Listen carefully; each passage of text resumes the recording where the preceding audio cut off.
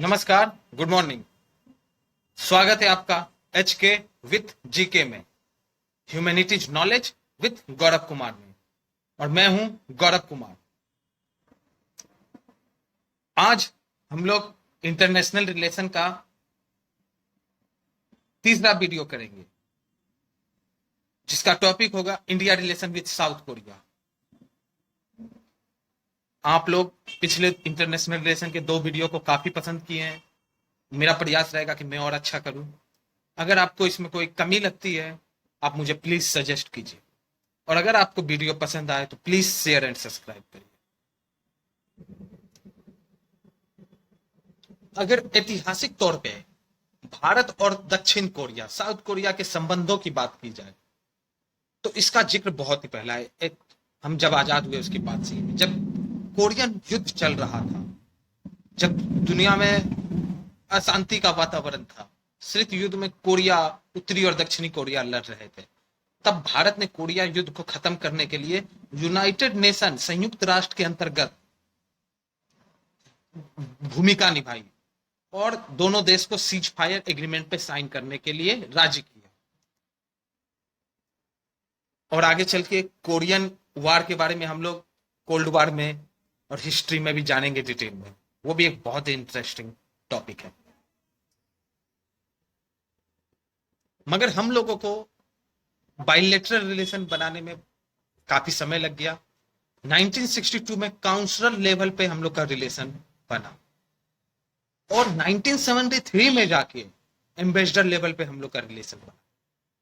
ये दोनों date important है, याद रखिएगा। अब हम लोग जानेंगे स्ट्रेटेजिक कन्वर्जेंस हम लोग का कब शुरू हुआ। 2006 में तत्कालिक राष्ट्रपति एपीजे अब्दुल कलाम जब दक्षिण कोरिया के राजधानी सियोल की यात्रा पे गए फरवरी 2006 में, तब उसने हम ओपन डोर, एक दरवाजा खोल दिया इंडिया और साउथ कोरिया के वाइब्रेंट रिलेशन का। उस यात्रा की वजह से कंप्रीहेंसिव इकोनॉमिक पार्टनरशिप की शुरुआत हुई और स्ट्रेटेजिक पार्टनरशिप की शुरुआत हुई दोनों देशों के बीच, जो आगे चल के 2015 में स्पेशल स्ट्रेटेजिक पार्टनरशिप में तब्दील हो गया। भारत और दक्षिण कोरिया के संबंधों में क्या क्या अपॉर्चुनिटीज है, क्या क्या अवसर है, हमें क्या क्या अवसर और मिलते हैं। पहला तो है डेमोक्रेसी, क्योंकि दोनों जो देश है वो डेमोक्रेटिक देश है। और क्योंकि हम लोग जिस महादेश में, एशिया में, वहां कई सारे देश डेमोक्रेटिक नहीं है, या तो पूरी तरह डेमोक्रेटिक नहीं, या तो ऑडिटोरियन है। जैसे रसिया, उस पर एग्जाम लगता है। चाइना को आप जानते हैं, नॉर्थ कोरिया को आप जानते हैं, बगल में पाकिस्तान, अफगानिस्तान, बांग्लादेश में भी मिलिट्री शासन आया, श्रीलंका की भी अभी अपनी स्थिति देख ली, नेपाल में भी राजशाही था, अब डेमोक्रेसी आया।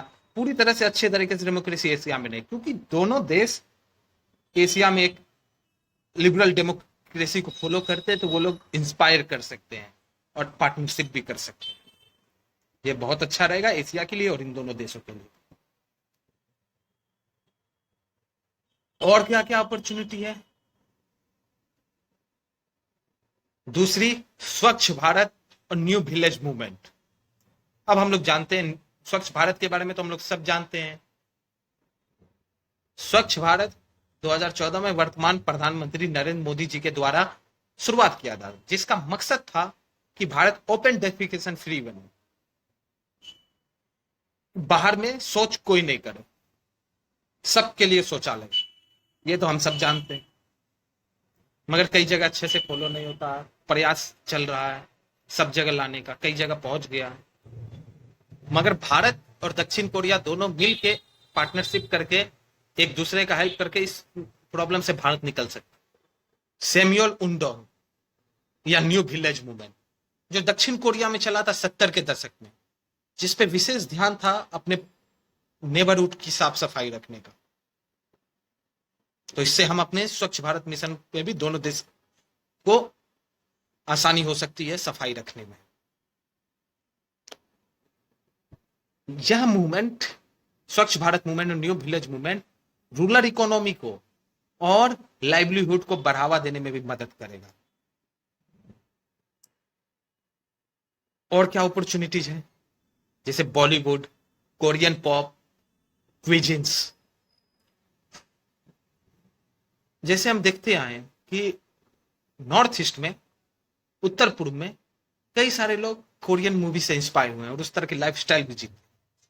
और हम ये भी जानते हैं कि बॉलीवुड मूवी को साउथ कोरिया, कोरियन कंट्रीज में भी काफी पसंद किया जाता है। और क्विजिन्स, खान पान की तो बात ही रही, ये एक बढ़िया अपॉर्चुनिटी का मौका हो सकता है एक दूसरे के खान पान से सीखने का, एक दूसरे का स्वाद दूसरे के दिलों पे छा जाने का। और क्या क्या हो सकते हैं कोऑपरेशन के द्वार, जैसे ग्लोबल इश्यूज हो सकते हैं, climate change, freedom of navigation, internet governance, outer space, जो कि बहुत महत्वपूर्ण मुद्दे सब हो सकते हैं आने वाले भविष्य में अपॉर्चुनिटीज के रूप में। भारत और दक्षिण कोरिया दोनों के बीच बहुत